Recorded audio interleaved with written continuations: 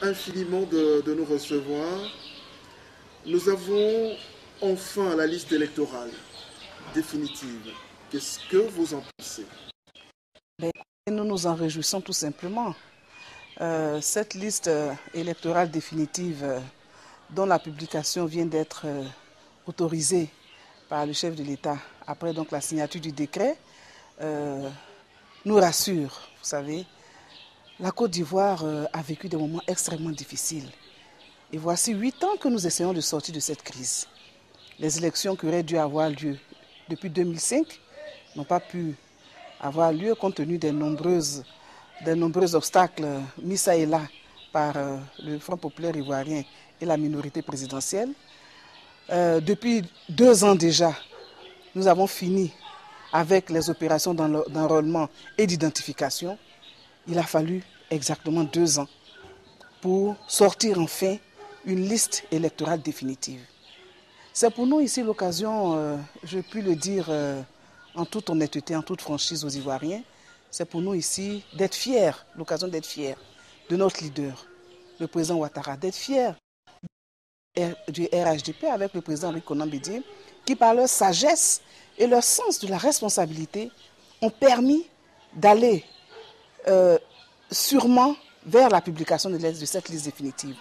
Autrement, je reste convaincu qu'il aurait été difficile, avec les agissements du Front populaire ivoirien, d'avoir une liste aussi crédible, portant sur 5 700 000 Ivoiriens environ. En tout cas, la porte est donc ouverte et nous allons droit à l'élection du 31 octobre 2010. Maintenant, vous vous dites, le RDR a été accusé à tort de fraude sur la nationalité.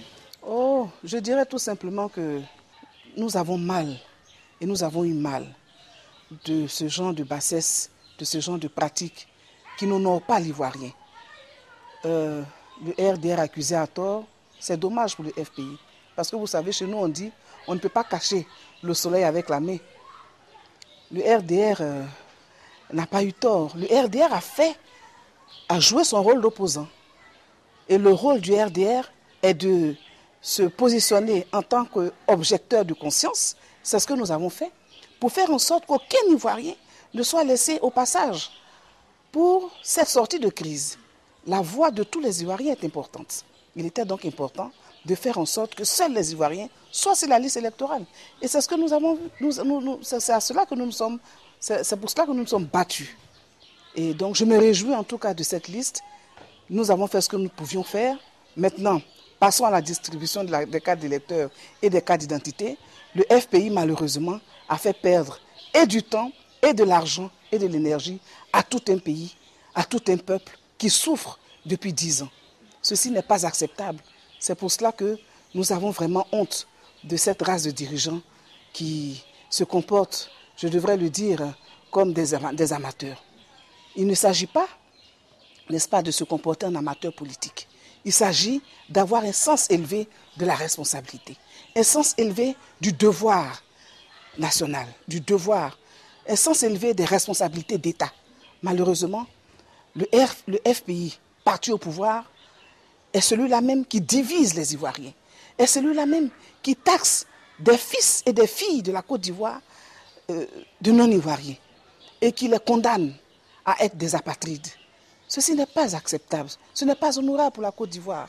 C'est la raison pour laquelle nous nous battons pour faire en sorte qu'au soir du 31 octobre 2010, les Ivoiriens fassent de bons choix et que plus jamais le pays ne soit confié à ce genre de responsables qui sont capables de mettre à mal de façon constante et de façon permanente la cohésion nationale. Comment expliquez-vous la dureté des propos de vos adversaires contre M. Alassane Dramane Ouattara? Je les trouve tout simplement irresponsables. Après ce que vient de vivre la Côte d'Ivoire, je pense que nous avons une obligation de responsabilité et une obligation de vérité vis-à-vis du peuple de Côte d'Ivoire. Mais tenir des propos irrévérencieux, tenir des propos qui sont de nature, n'est-ce pas, à fragiliser le tissu social, je trouve que c'est une attitude irresponsable. De plus, il faut dire aussi que le FPI est consciente du fait Ouattara n'est pas comparable à Laurent Gbagbo. Encore moins, l'entourage de Ouattara ne saurait du tout être comparé à l'entourage de Laurent Gbagbo. Ben parce que tout simplement, à tout point de vue. Du point de vue de la qualité des hommes, du point de vue des probités morales et intellectuelles, le FPI sait très bien qu'ils sont des amateurs politiques, ils n'ont aucune expérience et ils n'ont qu'une expérience capable de leur permettre une bonne gouvernance, capable de leur permettre une bonne gestion des relations humaines en Côte d'Ivoire. C'est pour cette raison que nous avons eu la guerre. Vous savez, Houphouët a dirigé la Côte d'Ivoire pendant 40 ans. Nous n'avons jamais eu de guerre et pourtant, il y avait des mécontents. Laurent Gbagbo a été dans l'opposition sous Houphouët-Boigny, mais il n'a jamais eu l'occasion de faire la guerre, pas parce qu'il n'en avait pas eu l'intention, pas parce qu'il n'avait pas multiplié les contacts, etc. Non, parce qu'Houphouët n'a jamais donné l'occasion au peuple de se soulever aussi gravement que nous l'avons vu en 2002. C'est dû tout simplement à la qualité de l'homme, c'est dû tout simplement à son sens élevé de la responsabilité des choses de l'État. C'est dû tout simplement à sa bonne connaissance des valeurs humaines essentielles, fondamentales, élémentaires, je veux dire, qui sied aux hommes d'État. Malheureusement, avec le FPI, ce n'est pas ce que nous avons l'habitude de voir. Le RDR n'a pas encore gagné la présidentielle. Donc, vous savez, on n'a pas besoin de gagner la présidentielle pour se comporter en homme d'État. Mais vous savez qu'Alassane Dramane Ouattara était Premier ministre de la République de Côte d'Ivoire. Il n'était pas encore président du RDR. Il n'était pas encore président du RDR, mais c'est le même homme, Alassane Dramane Ouattara, Premier ministre, qui est aujourd'hui président du RDR.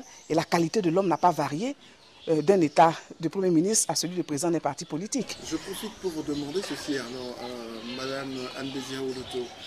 En 1993, M. Alassane Dramane Ouattara était un pur technocrate. Ah oui? Et un grand technocrate. Je pèse bien mes mots. Je vous remercie en tout cas pour cette appréciation. Bien sûr que oui. Et en plus que c'est vrai ce que vous dites. C'est vrai. Bon. Mais là, en 2010, on suppose qu'il gagne les élections. Ce n'est plus seulement le technocrate qui va prendre la tête de la Côte d'Ivoire. Ce serait le technocrate, mais surtout le politique. Oui. Et là, les données changent. Le courage des réformes qu'il a eu certainement en 1993, il n'est pas évident qu'il l'ait en 2010. Alors, qu'est-ce que vous répondez? Non, écoutez, vous savez, je ne sais pas si vous connaissez l'homme Ouattara, mais je vous assure que c'est une chance pour la Côte d'Ivoire que Ouattara ait eu cette expérience, d'autres expériences, je devrais dire, après son passage à la primature. Vous savez, après 1993, Ouattara a occupé de très hautes fonctions au niveau du Fonds monétaire international. Il a été directeur général adjoint du Fonds monétaire international avant de venir se consacrer donc à son parti politique et à la vie de son pays. Donc depuis 1999, Ouattara est aux commandes du RDR. Et vous savez que de 1999 à 2010, il s'est passé donc 11 ans, 11 années difficiles pour Alassane Dramane Ouattara pour le RDR, mais 11 années également difficiles pour la Côte d'Ivoire. Et à tous les rendez-vous importants de la Côte d'Ivoire, Ouattara a été présent pour mettre au service de ses frères, au service de son pays, son expérience, ses qualités humaines, ses qualités de technocrate, parce que dans la gestion d'un État, il a des qualités de technocrate qui importent. Vous savez, le FPI a le beau jeu, mais ils savent très bien que notamment ils sont obligés de venir voir Ouattara pour dénouer certaines situations économiques du pays. Autrement, je crois qu'il aurait été difficile à la Côte d'Ivoire d'accéder, n'est-ce pas, au PPTE. Et il faudrait qu'ils aient le courage et l'honnêteté de remercier également le président Ouattara. Et c'est toutes ces expériences, je vous assure, qui, à partir d'octobre 2010, du 31 octobre 2010, constitueront une chance pour les Ivoiriens. Parce que Ouattara est véritablement prêt désormais